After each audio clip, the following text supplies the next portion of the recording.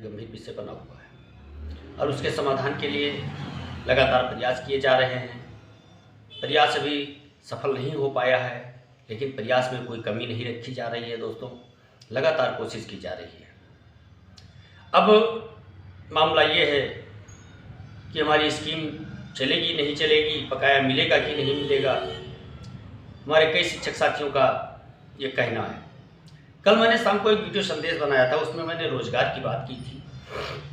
मैंने ये कहा था कि ये पंकज मिश्रा आप सभी लोगों से वादा करता है कि आपको रोजगार देने का कार्य मैं कराऊंगा। मेरे दोस्त, जीवन चलाने के लिए कुछ ना कुछ तो करना ही पड़ेगा। आज अभी एक पोस्ट आई है 1 घंटा पहले कि मास प्रमुख हाजी समीउल्लाह साहब, गोंडा के जिला अध्यक्ष मोहसिन रजा साहब मुकदमे की पैरवी के लिए आज इलाहाबाद कोर्ट के लिए निकल चुके हैं।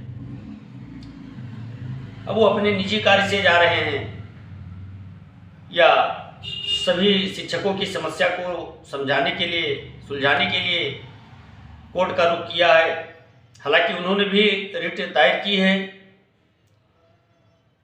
शायद वो अपने रिट की पैरवी के लिए गए होंगे। लेकिन दोस्त, काफ़ी दिनों के बाद आज हाजी समीउल्लाह साहब और मोहसिन भाई को देखा गया है,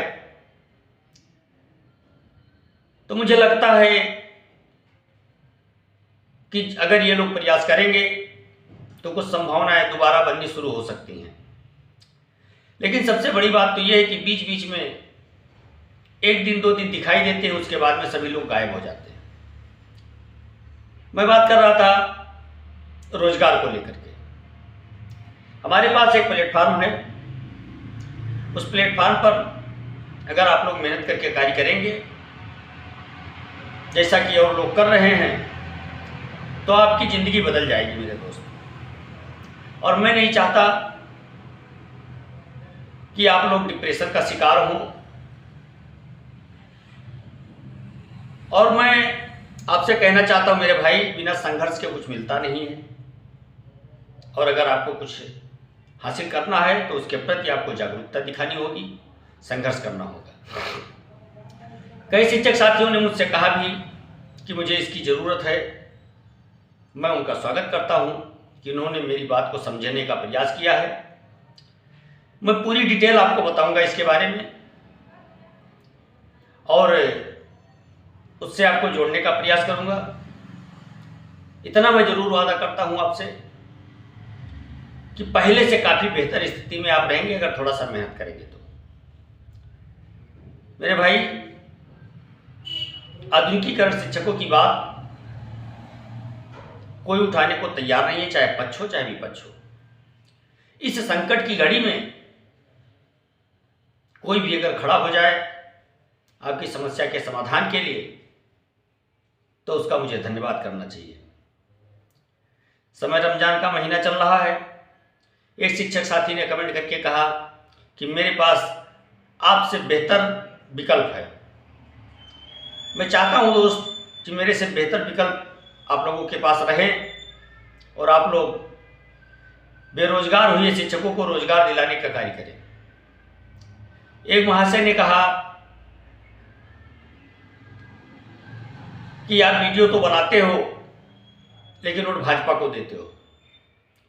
दोस्त, वोट देना ना देना है मेरा निजी विचार है। मैं किसको दूंगा किसको नहीं दूंगा ये मैं सोशल मीडिया पे नहीं कह सकता, लेकिन इतना जरूर आपको संकेत दे सकता हूं कि जो मेरा कार्य करेगा मैं उसका सपोर्ट करूंगा। जो मेरा साथ नहीं देता है, हमारी तरक्की में रुकावट पैदा करता है, उसका खुल करके विरोध किया जाएगा, और मैंने किया भी है और करता रहूंगा। दूसरी बात, एक महाशय ने कहा कि आपने YouTube को आमदनी का जरिया बना लिया है। तो भाई, अगर मैंने जरिया बनाया है YouTube पर कमाई करने का, तो आप भी बना सकते हो।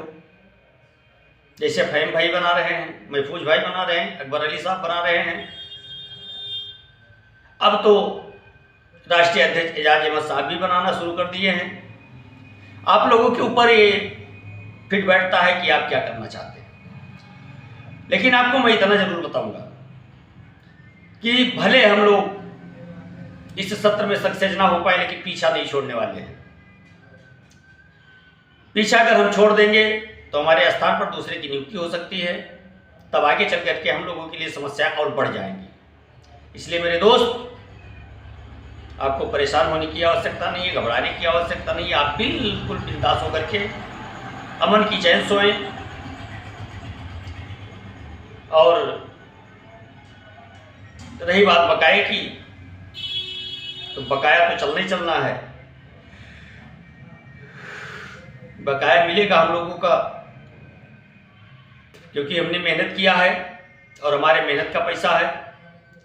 उस पैसे पे हक केवल हमारा है, वो पैसा और कोई नहीं छीन सकता है। इसलिए वो पैसा हमको कोर्ट के माध्यम से मिलेगा। स्कीम चलाने की बात जब आएगी तो स्कीम सरकार अपने मन से चलाएगी। हम और आप कितना भी छटपटाएं चिल्लाएं, उसके ऊपर कोई असर ही नहीं पड़ रहा है। दो चीज़ें बाकी बची हैं।